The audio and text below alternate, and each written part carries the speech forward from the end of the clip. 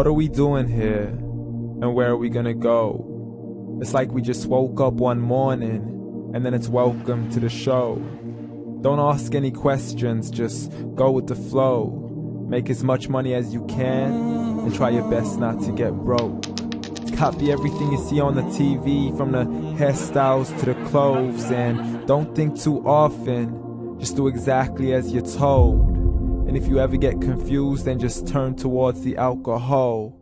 You'll still hear your thoughts, then just turn up the radio as you learn to live a lifestyle of drugs, sex, and rock and roll. But in all honesty, I just need to know, is there more to the cycle than growing and getting old? Living and dying just to leave behind a happy home and a whole lot of property that somebody else is going to own. I just really need to know before the casket's closed, 'cause I'm not willing to gamble with my soul, nor am I ready to take any chances. These are just simple life questions, and I'm just searching for some answers. Like, what are we doing here? And what is our purpose? How did we get here, and who made us so perfect? And what happens once we go, or is this world all really worth it? Questions we don't answer because apparently we don't really have to. There's no purpose to this life and our existence is merely natural. Then in that case, please let me ask you, did you create yourself, or was it somebody else who had fashioned you? 'Cause you're a being that's impeccable, faultless and unparalleled. You're a product of supreme intelligence, and I'm merely being rational. For there isn't a camera on this earth that can come close to the human eye, nor a computer that can compete alongside the human mind. And if the whole world was to come together, we wouldn't be able to create a single fly. So many signs, yet we still deny. As science tries to justify that all this could come from none, when it's a simple sum. 0 plus 0 plus 0 cannot possibly ever give you 1.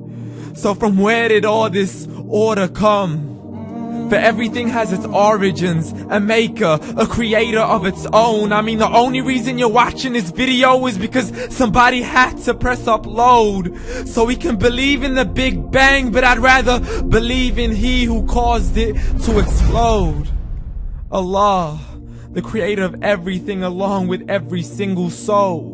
The ever-living, the master, the only one who is in control. Unlike his creation, beyond our imagination. And no, he's not a man, nor does he have any partners in association. He's on his own. And no, he did not ever leave us alone. Just like every manufacturer, he left us with an instruction manual. The Quran and Islam, and I'm sorry to jump to conclusions, but it's the only one possible. The only definition of God is the one and only supreme being. It's logical. A book with 0 contradictions, with miracles that are both scientific and historical, all revealed over 1400 years ago. Like the detailed description of the human embryo. The descriptions of the human embryo in the Quran cannot be based on scientific knowledge in the 7th century. To the mountains as pegs holding firm the earth below, and the 2 seas that don't mix in a complete separate flow. To the planets in orbit, alternating night and day as they stay in flow. The expansion of the universe and the creation of everything from H2O. To the stories of the past and the preservation of Pharaoh. To identifying the lowest point in the land where Persia defeated Rome. The gushing fluid that created man in the glands between the ribs and the backbone. And not a word has changed, it's still the same. So please explain how all this was known over 1400 years ago. To a man who couldn't read or write, as he would recite whatever the angels spoke. And if you still don't believe, please try to come up with something that's even close.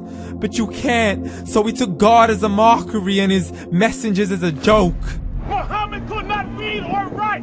How's somebody who can't read or write gonna start a religion? Dismiss these scriptures as legends and tales of the ancient folk, as we live life according to our whims, desires, and hopes. saying this life is the only home we will ever know. We will live then die, then simply turn to bones. YOLO! Correction, after the grass dies, the rain arrives and it regrows, and Allah promises to do the same thing to your very soul and bring you back from your very fingertips to your toes, as the all-seeing supreme being watches us so close, and we are surely being tested in our wealth, our health, and our self, and everything that we've been blessed with. So believe, for we will surely be resurrected and be brought back to our Lord and account for every single deed, as He hands us our books and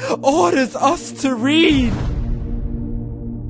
From the bad to the good and everything in between. You yourself are sufficient for your own accountability, so don't be mad at me. You are the one who thought He wouldn't come back to me. I gave you a whole life long to search after me, but you were busy in all that which was temporary. So read, and glad tidings to all those who believed. And if you disbelieve, read.